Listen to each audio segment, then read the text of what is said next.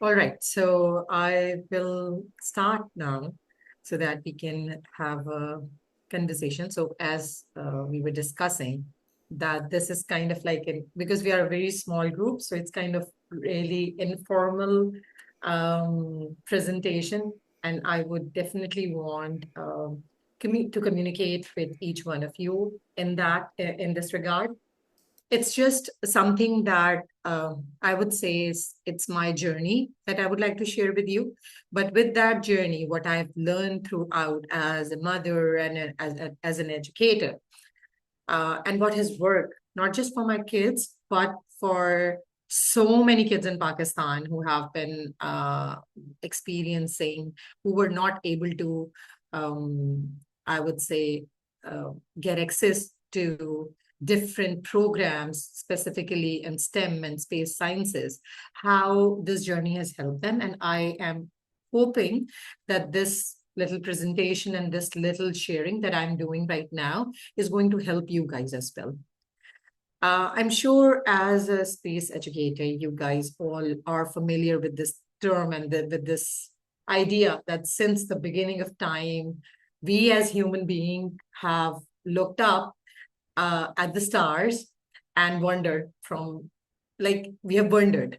And be it the ancient civilization who were charting the course of different constellation, or to the poets who write about moon and stars, or to the modern scientists who have been sending Mars, a rover to Mars. Space has always been like a capture of human imagination. It's something that fascinates us. This fascination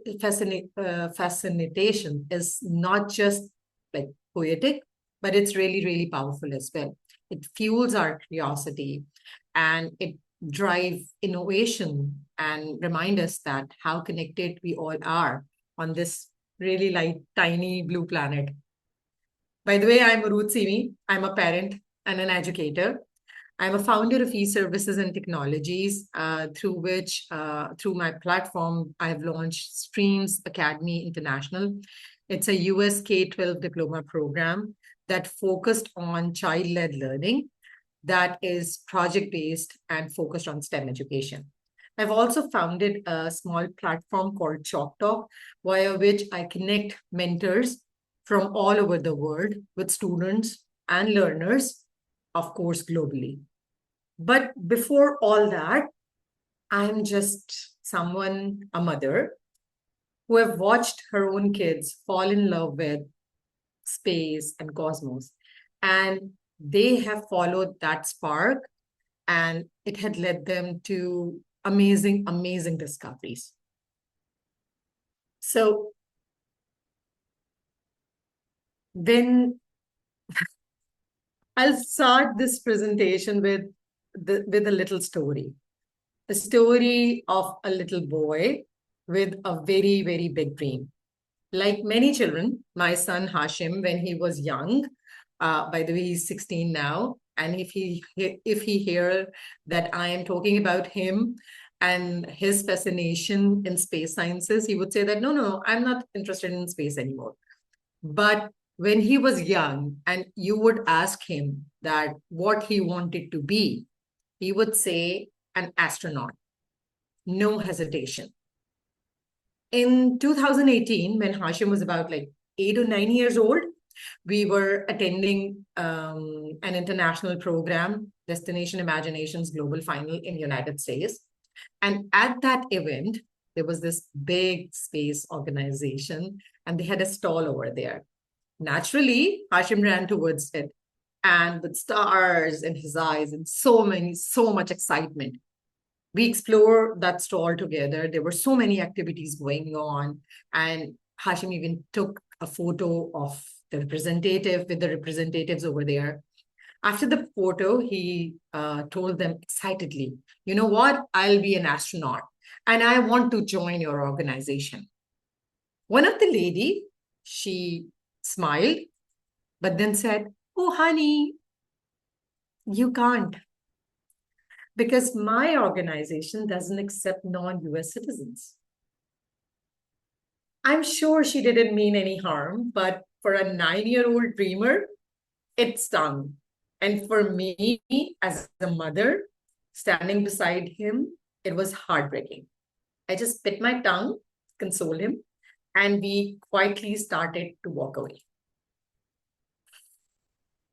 It was really devastating time. Like that little time we had over there, it was really, really devastating. But we walked away, and as we walked, we came across a smaller stall, quite humble, filled with models, craft, and space activities.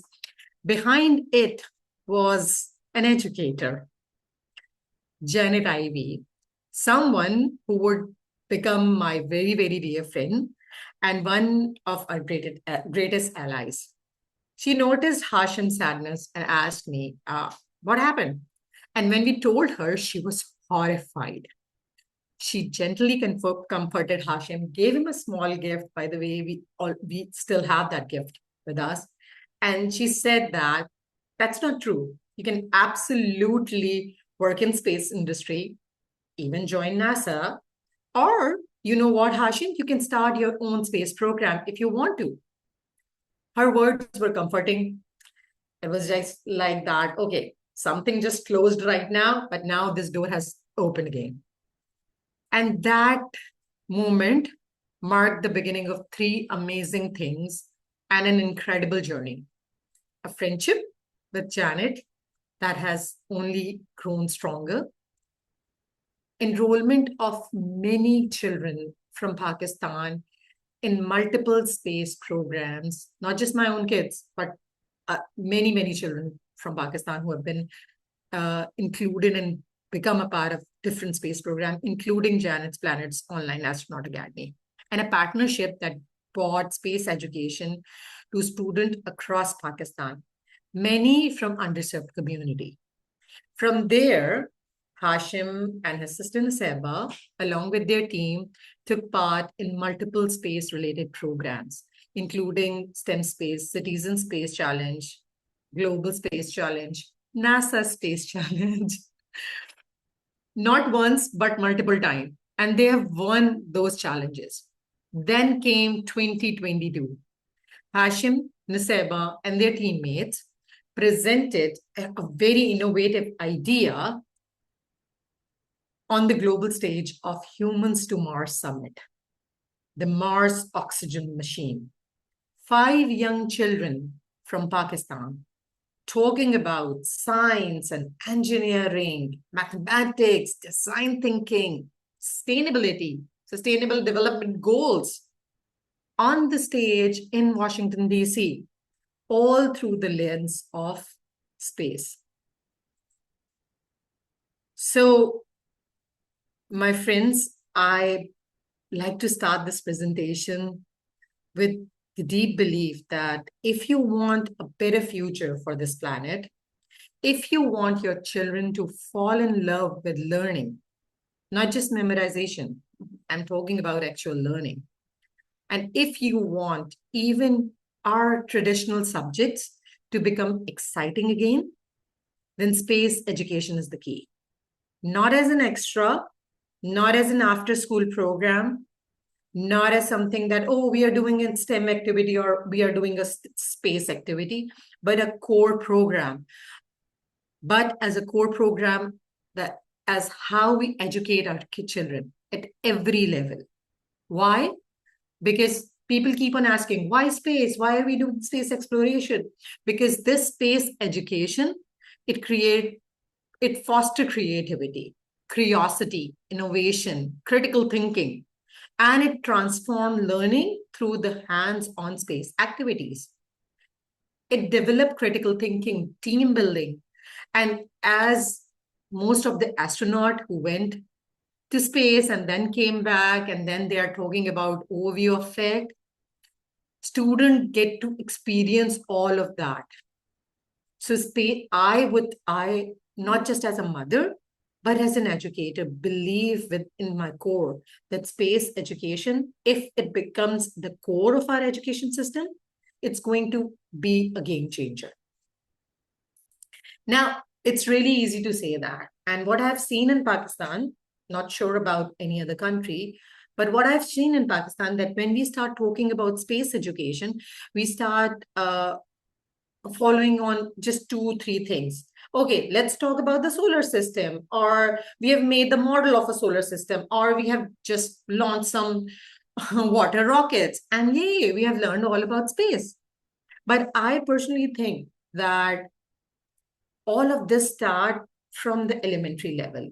And from elementary level, space education begin with wonder through storytelling, visual learning, playful experiments. Students start exploring concepts like gravity and Earth's place in the universe.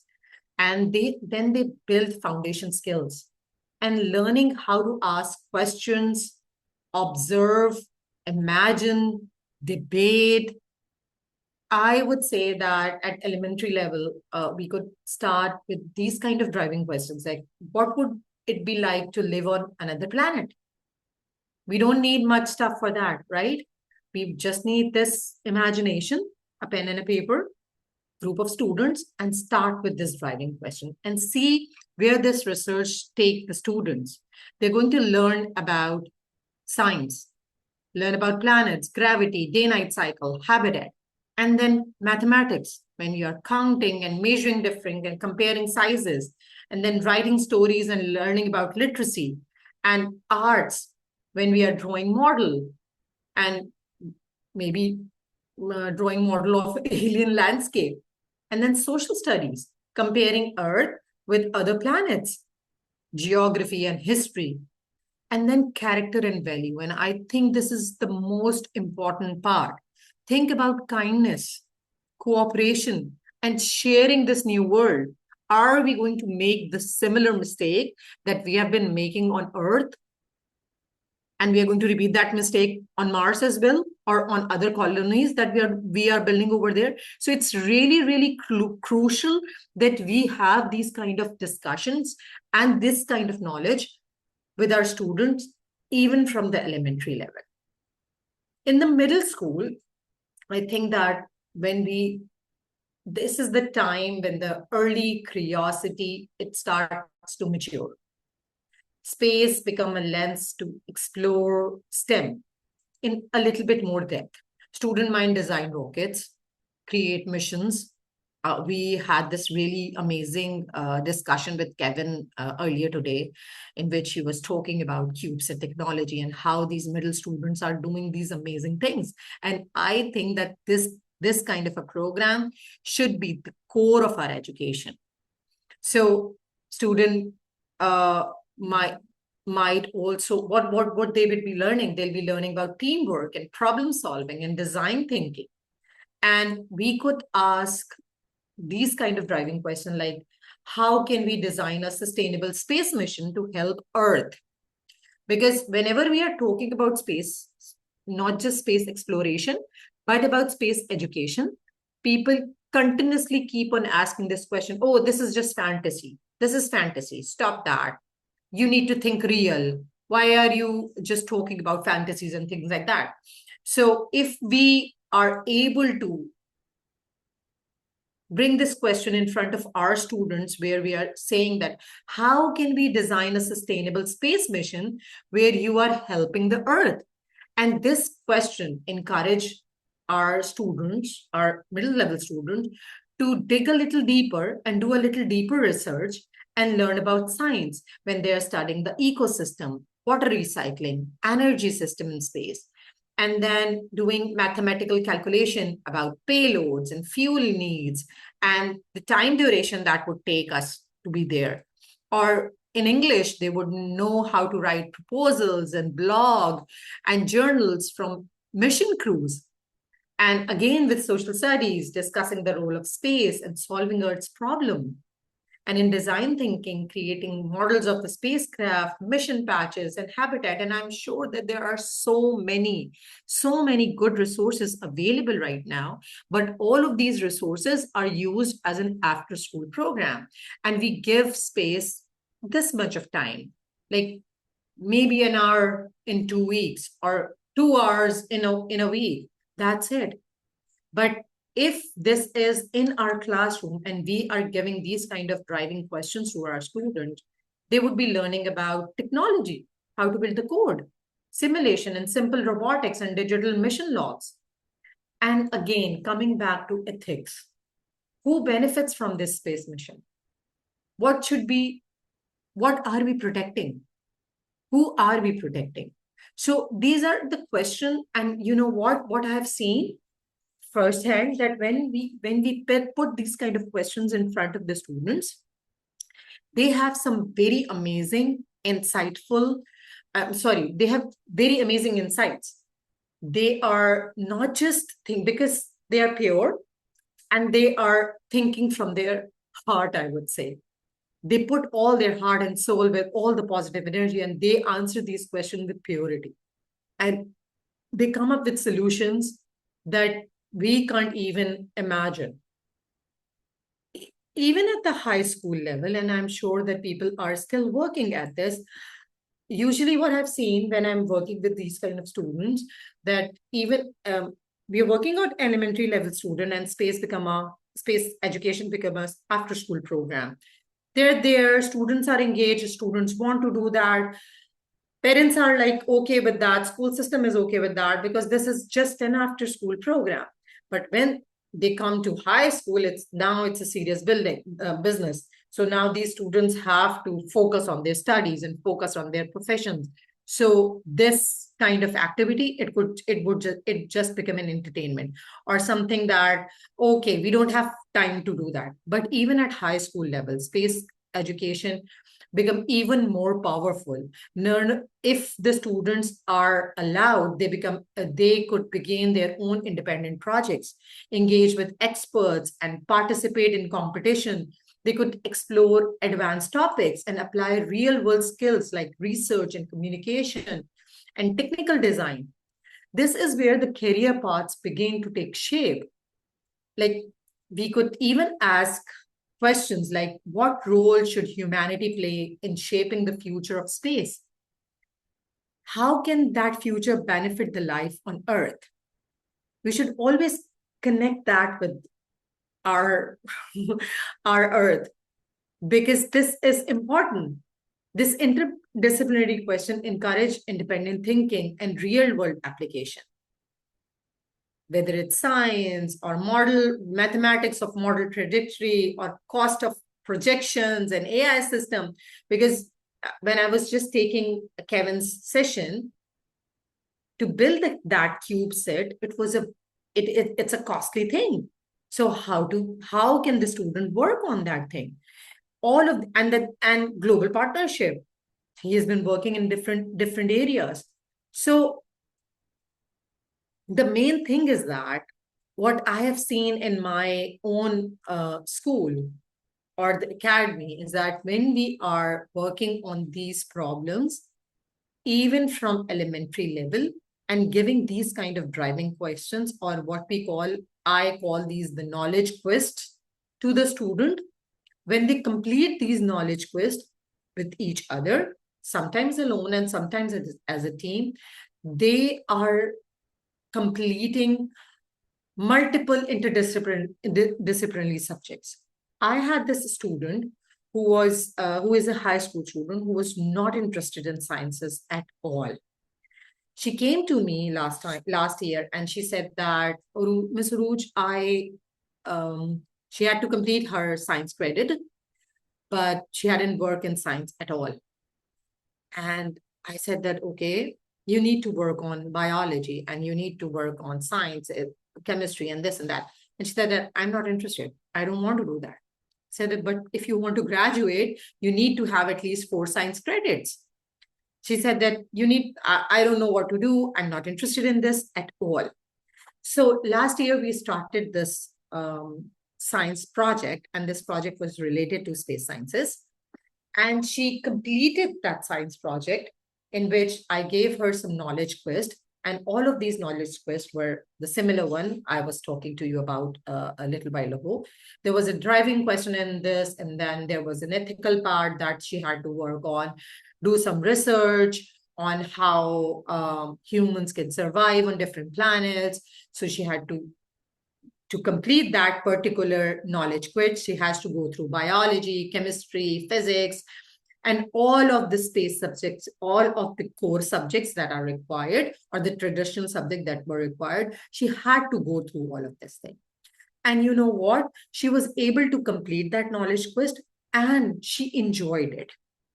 It was so amazing to see that girl.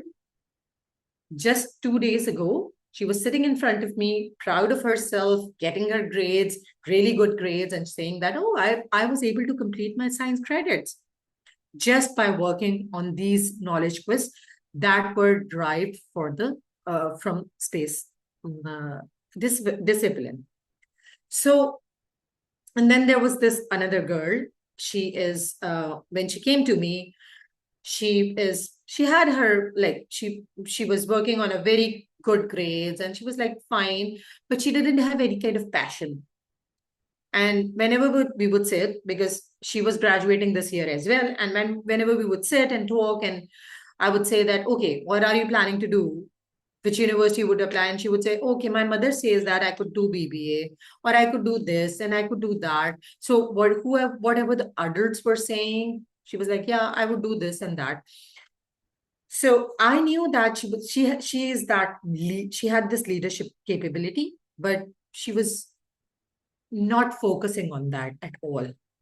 So I gave her some knowledge quest, and those knowledge quests were again space related, because space themed, you would say, but they were related to policy making, and they were related to how would ethics, and how we should be behaving, and how would be the government system look like if we would go to Mars, or if we would colonize Mars or Moon, or there are different landings from different areas. So how would that government system look like? And how would United Nations look like over there? And she completed her knowledge quiz. And after that, she just applied to a law school. She got admission, like yesterday, I got a good news that, she got admission in the law school, and she's not pursuing any space related activity. She is going to a law school to become a lawyer. So, because I've worked with the students and I've seen firsthand that these kind of space themed questions or space themed subjects help the student imagine a little bit more.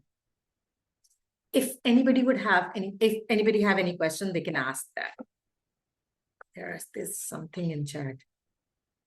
Janet is, yes, you are absolutely right. Janet is amazing, amazing. I love her.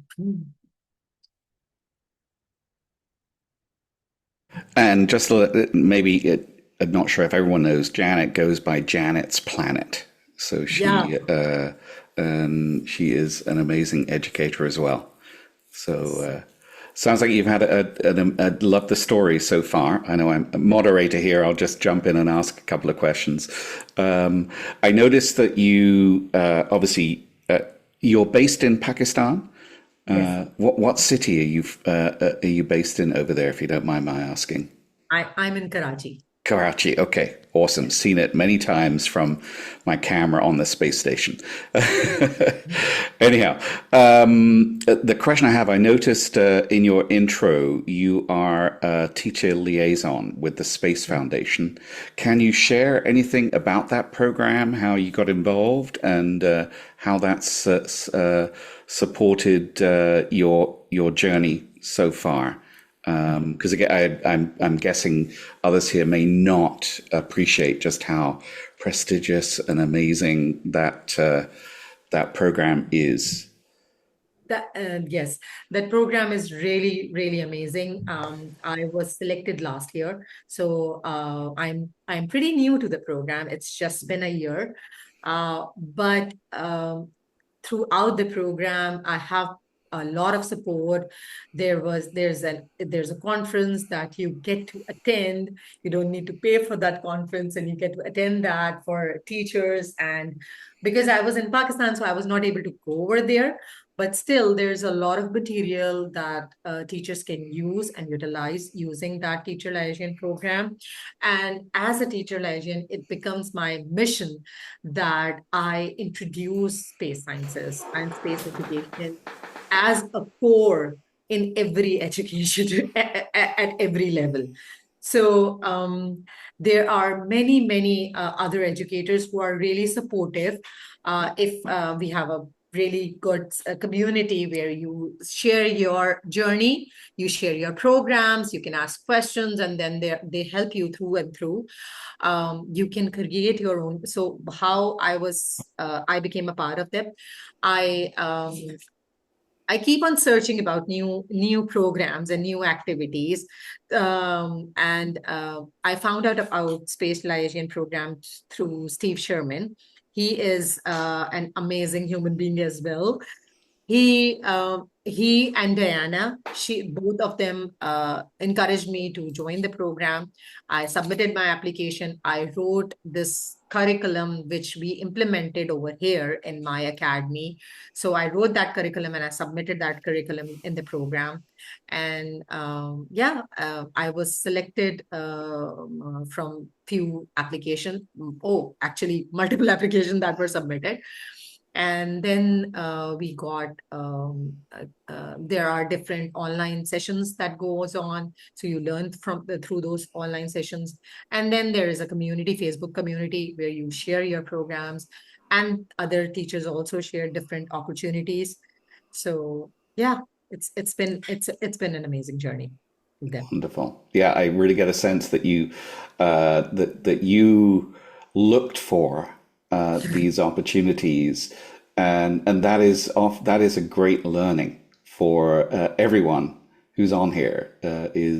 Is go looking for it, and you'll find that there are people already there on your side looking to help, especially when someone says a crushing statement to your son.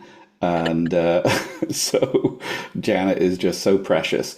And the Space Foundation, they're based in Colorado Springs, and the conference that you didn't get to attend was Space Symposium.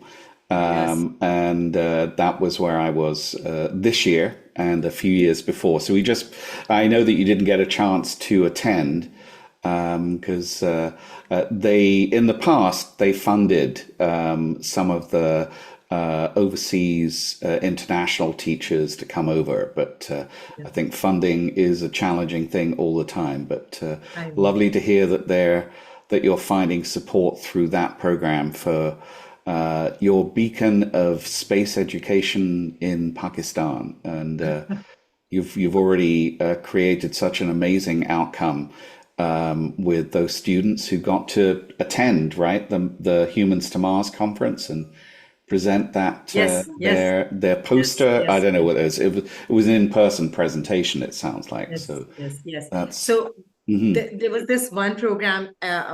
First, they got to attend Humans to Mars Summit in person in Washington, D.C. And they were like elementary level at that time. And they talked about their Mars oxygen machine that they created on the 3D design. They created the whole 3D design and how photosynthesis work and how we can mimic that in the Mars oxygen machine. And they started calling it MOM. Why mom? And they said, because mom is the bearer of life. And this is what our machine is all about. And everybody in Washington loved them. And after that, when we came to Pakistan, we organized Humans to Mars Summit twice online for the students in Pakistan.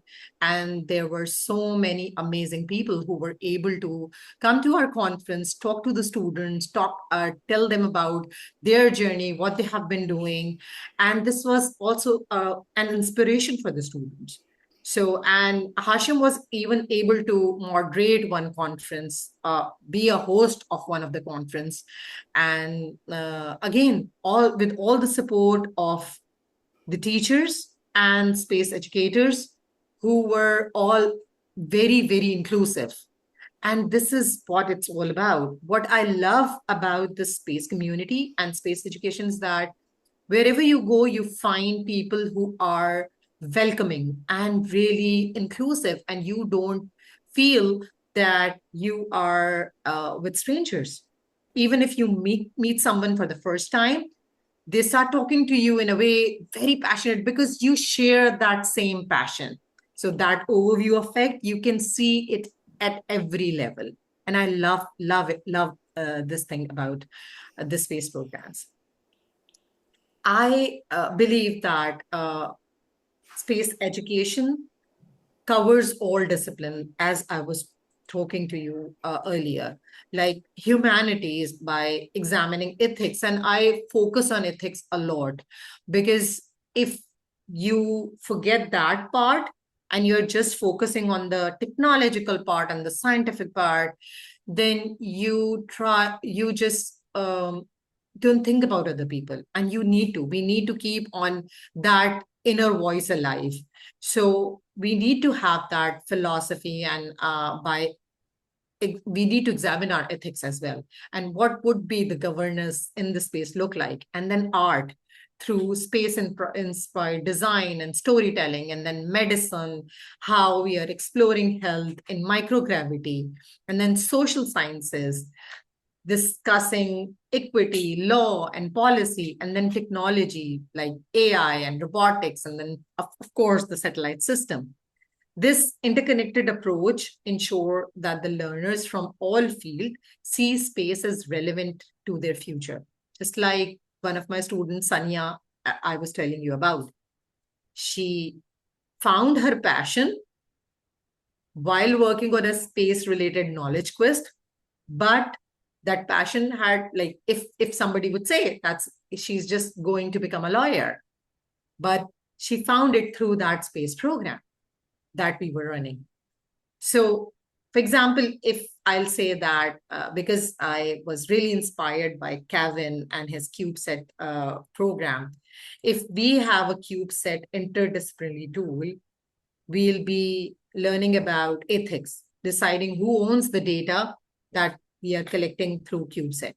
So students have these kind of debates. CubeSat code of conduct, they could write the CubeSat code of conduct, outlining rules for responsible use, privacy, and international collaboration. And then, of course, art and design and storytelling, designing the CubeSat mission, patches, user interface, visual communication system, creating a short film or digital animation of satellite journey, mission purpose for the CubeSat of point of view. And then medicine, health and microgravity, what kind of health data could CubeSat collect and monitor, that could help monitor the astronauts, design a CubeSat payload that track radiation level, maybe simulate biological exposure to space of future medical insights. And then, of course, social studies, social sciences, in which equity, laws, and policy is there. Which country or communities can afford to launch the CubeSat? Because when we were discussing this, it's such an expensive thing that if I'm sitting in Pakistan, I would have to think like 1,000 times that, is it beneficial to launch that CubeSat? Should we be working on that? And where are we going to get the money out of that?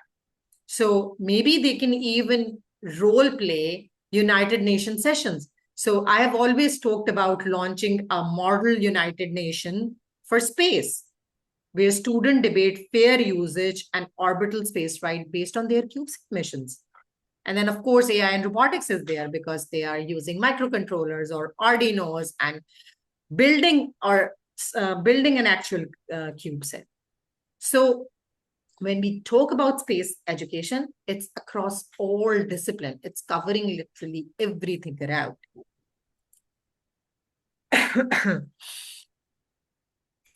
For the curriculum implementation, to implement this in school, what we can do is that we focus on 4 key strategies: interdisciplinary projects that connect subject through space lens, expert engagement, bringing real scientists and astronaut into learning.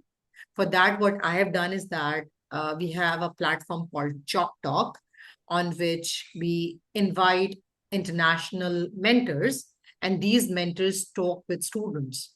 They give their time and talk with students, tell them their stories. So engagement with the experts level is really, really important. And then, of course, hands-on activities and collaborative learning, where students build and present and reflect together. This framework makes space education very, very dynamic and impactful curriculum. Impactful for any kind of curriculum. I would even say that if you are teaching Urdu or Pakistan studies, why Urdu and Pakistan studies? Because you know what? For our high school students, it's necessary that you study Urdu as a language and Pakistan studies and Islamic studies. It's really, really, really important. You cannot just skip these subjects. Otherwise, you cannot graduate, or you are not going to be able to get admission in Pakistani university, at least. So I put my thinking cap on and I start thinking that how can we use space education or space related theme to teach Pakistan studies, because sometimes it becomes really, really boring for some students, or teach Urdu, because sometimes it's become really, really difficult for the students to write in Urdu, or teach them Islamic studies. So how can I do that? Because these core subjects are really necessary. But if we put the lens of space education on that, or we look at from the lens of space education, it becomes really interesting for the students.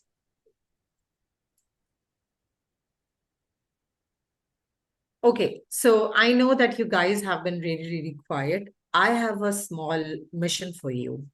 And if if you guys are there, please unmute yourself. And I would encourage you to do a little challenge and let's have a small discussion. The objective is that to show you how a single space theme challenge integrate core subjects in school. For example, biology, chemistry, physics, and mathematics, English, arts, geography, and history, and programming. How can we combine all of this together? Your mission is to imagine that all of you are a part of a mission to build a colony on Mars. You are each part of a crew designing one aspect of that mission. So somebody could be a biologist, somebody could be a chemist, somebody could be an engineer. And for each role, I have written a driving question. So for example, if you are a biologist, what plant or organism will help create oxygen and food? Now, it's really simple question, but if you start digging deeper in that question, you start designing an oxygen generating plant system for Martian habitat. So what do you guys think? Can we have this small activity which is right now? Rouge? Yes. That's a great idea. However, could I add one more role? Anthropologist, because Yeah. ultimately it is the inner dynamic among the people. Having the technical skills but having also whatever, it may be a anthropologist or some sort of someone who is dealing with interpersonal dynamics, right? Yes. So what I'll do is that I'll write that, and in my next next presentation, I would have that role as well. But right now we can add.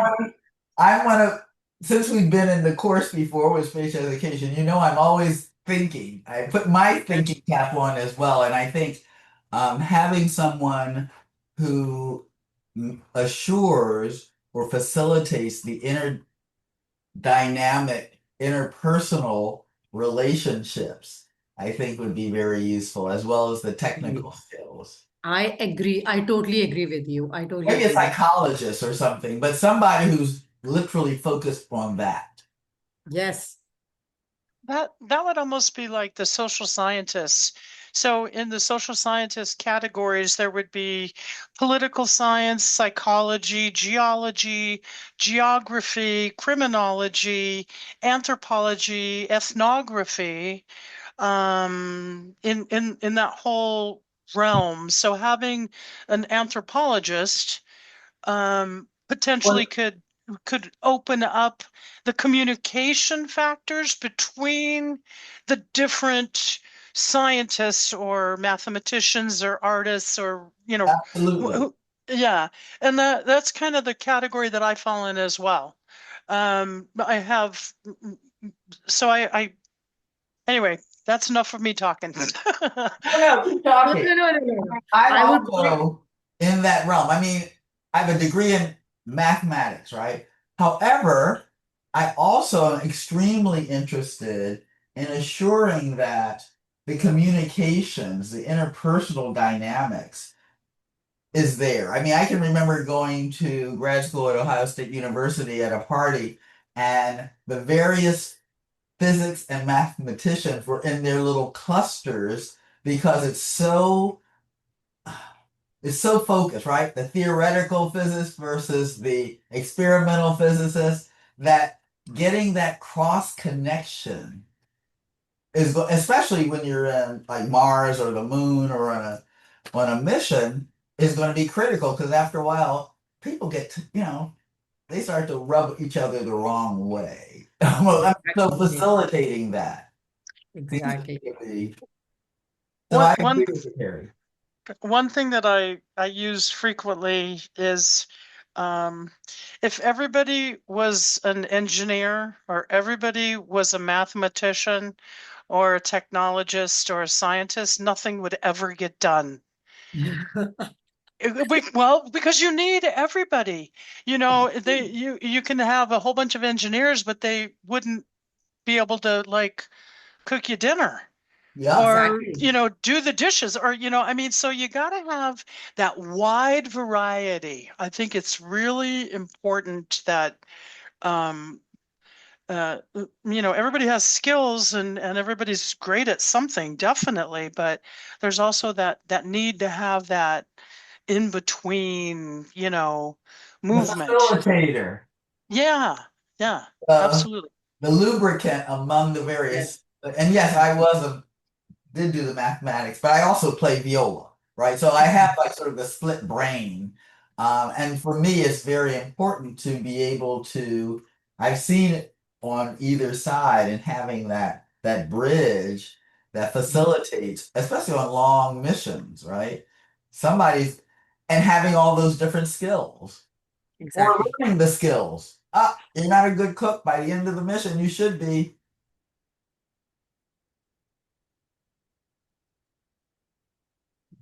Teresa was saying something. I'm sorry you put your hand up. Yeah. Okay, hello. My name is Teresa Yescas. I am a primary school teacher. Excuse me if my English is not very fluently because I speak Spanish as a first language. My students were working in developing oxygen in Mars. Uh, However, there was a controversial ethic issue about that. We were talking about that we need bacteria. I don't know, it was like cyanobacteria. I don't know the word in English. Also to develop the oxygen atmosphere. But the issue that we were discussing is how necessary is to take natural resources from Earth to develop an atmosphere in Mars. If we know that most of us are not going to live there, because astronauts must be very, very healthy, and also they need necessary skills. Not all of us, not all, or most of the human are not being able to travel to Mars and to live in Mars. So it was a very controversial ethical issue to discuss by my children, that we are finding a place to live, but just for a few. not for most of the human beings. So the conclusion was that it will be better that we can repair this Earth, this planet, instead of traveling to another planet. So I don't know if maybe you can give me your opinion. Thanks a lot. So you know what, whenever we start this kind of a program in any school, people have this question firsthand. And this question is really, really common, even in space exploration. Why space? Why aren't you focusing on Earth? But I'm sure that most of the people who are really enthusiastic about space are going to agree with this, that most of the technology right now we have in our hands is because of the research and the work that we have done for space exploration. So even if there are very few people who are going to space, and you know what? These kind of question does not have any kind of a right or wrong answer, but that's just my thinking, and that's what I'm sharing with you. That even if there are very little people who are going to space and not everybody else is, but that research, that work that has been done to send these people to space and create that habitat and create something over there is going to ultimately help Earth as well, because you are creating an environment over there. You are trying to create an ecosystem over there. And if you do your research and have that knowledge, now we can use that knowledge over here as well.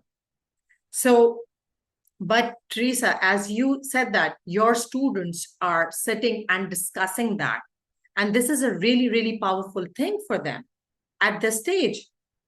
They are going to grow and they're going to realize that they can use that knowledge that they are gaining in their classroom in their real life and actually implement it over there. So that's why when I say that space education should not be just an after-school activity, it should be a core program in which we use because it is interdisciplinary. It is not just about, like Perry was and Orion was saying, that it's not just about technology, or it's not just about robotics, and it's not just about science. There are so many other things. And because we need all kind of people to make that habitat on Mars or Moon, or maybe on the International Space Station. So even the research that we are doing on International Space Station, we are using that data and help Earth. But that's the thing. How are we helping Earth? So I'll go back to my presentation, but I was done. I was just giving some of the closing remarks. And I would like to have some input from all of you as well. That what do you guys think? Because I personally think that when it comes to space, it is, when space becomes the core subject, our learner don't just study the content, they solve problem, they become thinker, they think critically, and they dream boldly. So I just want every one of us to remember that learning about space isn't just about exploring the stars, and it's about understanding Earth more deeply, our planet more deeply, and acting more wisely. And when students engage with space education, they aren't just imagining life on Mars, they are learning to build a better life here. Because through space challenges, research, and hands-on project, what they're gaining the tool to solve real-world problems, from climate change to sustainable living. And space actually becomes a lens through which they learn to care and create and contribute, and become ultimately working on space is working for Earth and for all of us, because we actually want our system and our Earth to be a better place. That's what I think. Yes, Iram. Yes, hi. Thank you. That was a lovely presentation. I just wanted to add a little bit about how incorporating space-related programs in education would spark not only curiosity but solutions for the people on Earth. For example, I personally am a physician, but due to my health condition, I could not continue and do my residency until I found out aerospace medicine. I did research on human factors in space and how humans survive in such extreme stressful conditions in a very small craft onboarding with limited food supplies, with limited oxygen, and the interpersonal skills that are required to manage that stress. From there onwards, I delved into how to increase my breathing space by doing meditation and how to improve my diet by focusing on my gut microbiome. So I studied the research done on the twin study, and how the DNA get affected in space, and so much more that I can't, cover here. But the long story short, that research allowed me to uh, have creative solution for my own personal condition, that was IBS, and I was able to heal it by the diet, by meditation, by deep breathing, relaxing myself, managing my stress, improving my inflammation level, just because I got interested in how people live or survive on ISS. So that level of curiosity or creative thinking allowed me to solve something on Earth. And that's why I believe it's really, really important that we do not only focus on just the science aspect of it, but the human aspect of it and how it can improve our life and health on Earth. Just wanted to share that thing. Wow, such a powerful, powerful story, Ram. Thank you so much for sharing that. And it's it gives us hope that it's not just one particular thing. And if we have just think that if our student have all of the students from elementary level till high school level have this kind of knowledge with them through and through, then how powerful their minds would be and how powerful their hearts would be. It just won't be about technology, but it would be about everything and the human aspect, as Iram said. Oh, I'm getting some messages on in the chat as well. Some of the having the space. Okay. Thank you so much, Naveen. Thank you for, oh, yeah, I am a member of Musa, and they have been like sharing a lot of, we can find a lot of resources over there. You know what? I would highly recommend anybody who is interested in implementing space education in their program, highly, highly recommend Mark's course, because he have this open-ended scenario in which you could sit and talk about how you can implement each and everything. And he has a very defined, like his book is really great. I've read his book. It's really, really great. So I would highly recommend anyone who is interested in implementing this program as a whole in their schools and their classroom as a core subject. So that's it. If anybody have anything else to add or anybody have any other questions, I'm happy to answer this. One thing that I would like for you to address, because you clearly are a really great educator. We can have teachers that are pushing it, but how do we get the parents on board? That, I mean, where they actually, you know, realize that, they might not understand any of the technology. They might not so is there anything that you personally could suggest on getting non-motivated parents, or even a single parent, a single mom, or, if you could cover some of that? So I could speak from my experience and my circumstances. what happened is that parents are like teachers. Parents are overburdened as well sometimes, and teachers are really, really overburdened. And then we have this thing that you have the certain set curriculum that you need to complete that curriculum in a certain amount of time. So when we have these kind of limitations on teachers and of course on parents as well, because now they have to just send the kid to school and they're like, yeah, you're going to the school, you're learning, and that's it. I'm not going to take you to some other after school program just to have fun and be fantasized about space and space program or space crafts or rockets or sciences, because I don't have time for that. So when space sciences become, or space education become the core program, and when it's implemented in the system, then there is no question about that. And when parents are only going to work on something when they see results. I have, I talked to you about two of my students, and one of the students who got into a law university just by working on a knowledge quest that was totally based on space theme. How you are going to create, how United Nations is going to work on creating different policies and everything when students are going to be in space. And now her child is in a law university. And when that child came to me, she was so unmotivated. She was like, okay, fine. Yeah, I'll do something because my mother wants to do it and this and that. She was not interested in anything. She found her passion in law through space.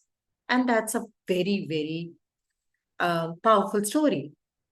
Now, when parents hear that and when parents see that, wow, that child is actually going to a university and that child is passionate about it. Why? Because she worked on a space-related program. Then they become, because they are just seeing results. So parents need results. So I would suggest, and in my circumstances, what I have done is that I have included and implemented space sciences as space education as a core program. It's not different from science. You don't have to go and learn biology differently. Biology is a part of this thing. Chemistry is a part of this thing. Corporate law is a part of this thing. So everything is interconnected through space, or look through, for everything we look it through the space lens.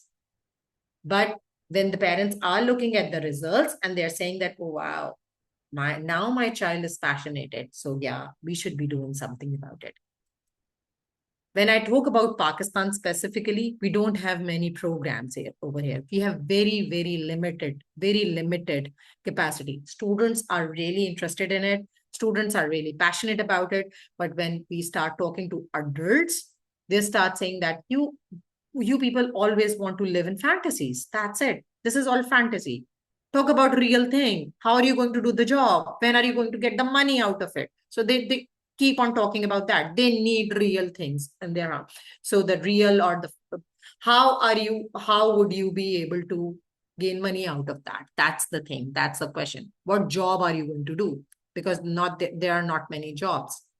I'll tell you a story about one of my, because I ran and I was a project manager at a software house, and there I had this UI UX developer. He used to create these amazing websites.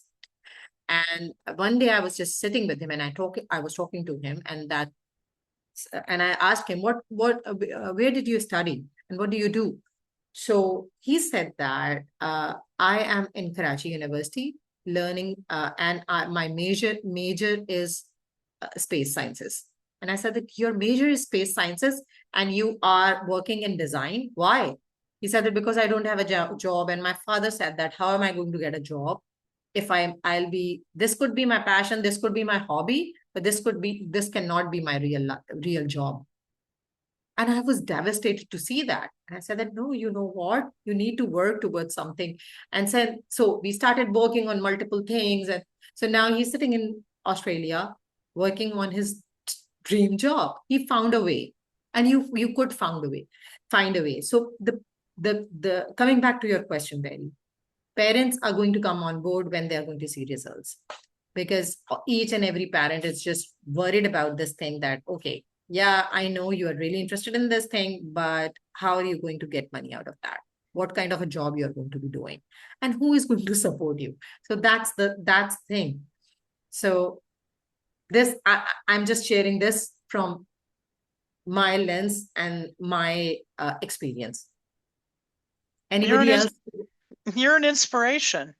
I mean, with the limited resources that you and your country have, and the amount of passion and will that you put into the children and to them, learning. I just, I wish we had more of that here in the United States. I think we can all learn from from some of this from other countries. And I appreciate your talk quite a bit. Thank you. Thank you. Yes, thank you so much, Urooj. We are at 11:30, but I think there's a bit of a break after this anyway, so there's no problem going over a little bit. And I thought I'd just so this is you from my camera on the space station. So you, hopefully that looks somewhat familiar. But there we go. I captured this live, and at the time, this is from April 18th, when the space station was going by. And just I'll roll it back. I have the power to roll things back here. So I think this is your home city on the coast there. But this clip follows through all the way to the north to Lahore and crossing over the Himalayas. But anyhow, with that, so I know we're over, but I don't know if there's you are okay. Yeah. Well, so good. It is inspiring. I loved how you tied your experiences to the overview effect. Because the overview effect, as Frank always says, is there's a version of it that he's defined, but he appreciates that each of us bring our own corner, our own experience of the overview effect in legitimate ways. And it is, after all about having us be one people of Earth, loving one another, supporting one another, being cheerleaders for the others' missions. And you've given us a great insight into what you've been working on. Thank you so much. Thank you. Thank you so much. Thank you so much for having me. And I really enjoyed delivering this. And I really enjoyed talking to each one of you. I hope that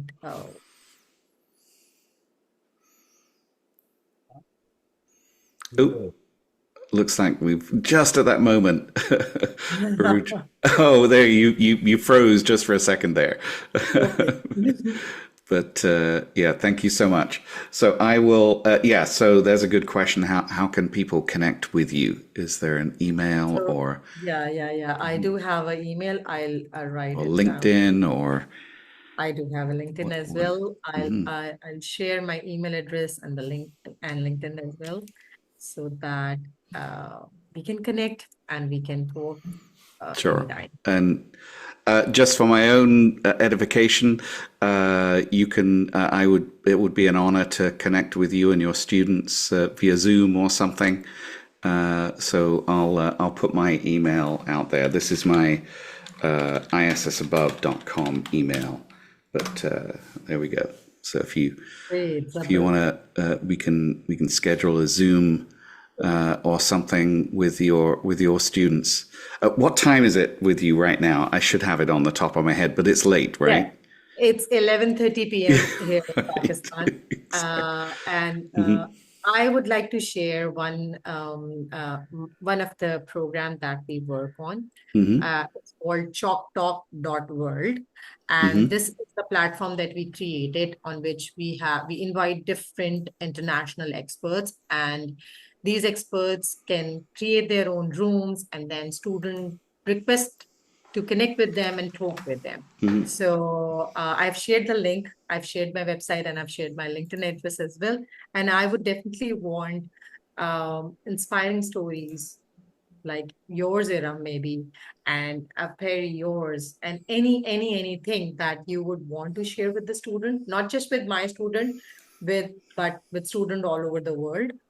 And that would be really great. Chalk Talk is the platform on which you're going to see some of the members, and most of these people are from space industry, because most of the in my circle, I have people from space industry. So I would definitely be really honored to have you guys on board and talk to the students over there. Thank you again. Thank you so much. So All right, so thank I you. will stop the recording.